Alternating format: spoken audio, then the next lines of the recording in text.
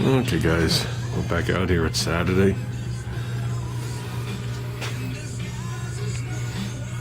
This does not have to be exact. I just needed to cover the top, probably from like here to like here. So I went a little further. It doesn't matter how it looks at the end with mast lines and stuff like that. This is to protect it from stones coming up. I put it on pretty thick. So, okay. Nice and simple and crude. I want to get this fender on. Okay, this is how I do the bolts. For a couple of reasons. One, I'm not a professional body guy. So there's a good chance, even though we fit this nose, it'll get hairy. And that gives me less chance as I'm moving the fender around of it scratching. And I'll just lay that one there for now. I gotta do another top bolt. Okay. I think that's pretty much bolted on. That's the gap we're gonna live with. So it's pretty much flush in the front, very close. That's the way it was before. I got the bolts in down over there. Got the bolts across the top. I got the bolt in the well, two on the bottom. A flush here, and it was always very close and flush here. That's just the way this always laid. But not too shabby. If you remember when we started, these two were touching, and I can get my thumb in here. So I don't think we did too bad. Gap is good that way. Okay, that's good enough. That's thick enough back there. Okay, we did pretty good. Perfect? Nah, not quite. Close? Close enough. How's that? Close enough. This fender's all bolted on. You guys saw that. I think we got the gap good and uniform. Okay, this is all good here. The black bolts back in. These bolts in. Got the silver bolts on here. Still see the handprints. I got the stay on the bottom of the fender and bolted them on. Kept the gap uniform here. As uniform as we could. And this is as close as I could get it at this point. Now bear in mind, I'm not using a latch. I'm just closing the hood and letting it sit. We wound up with this. Okay. This will definitely get wider as soon as the hood latches. But it's not touching. That's the tape balled up there because I didn't want to hit my fender. This one's a hair bit wider. Really what I want to do is just move the hood like that is what I'd like to do to fill this in. And I think that's what we're going to do.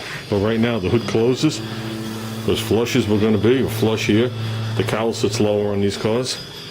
It's even worse in the center, but that's the way it is. Good here. So basically I'm happy with everything because this side was always a hair bit narrower than that side, just a hair. But the edges are the edges. I don't know if you guys remember when we started, I put this hood on and we couldn't get it to fit. The hole wasn't square at all. And we had a gap in the back that was a ½ inch on one side and touching the other. So I think we did pretty good. So I think that's the best we're going to get it. Like I said, there could be a little final right there when I put the hood back on. But this is, I consider that pretty good. What was I going to say?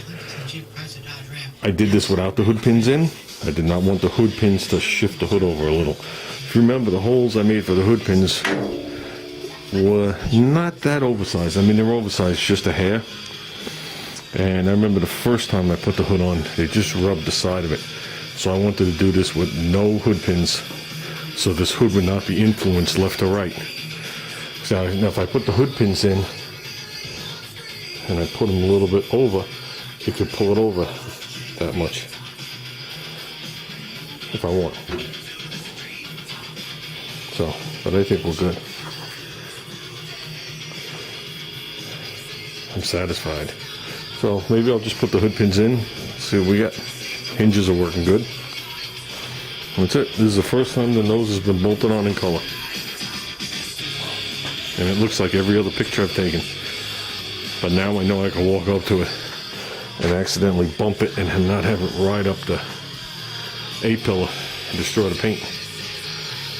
So this is the first time you've seen it without tape here and here for a very, very long time. So,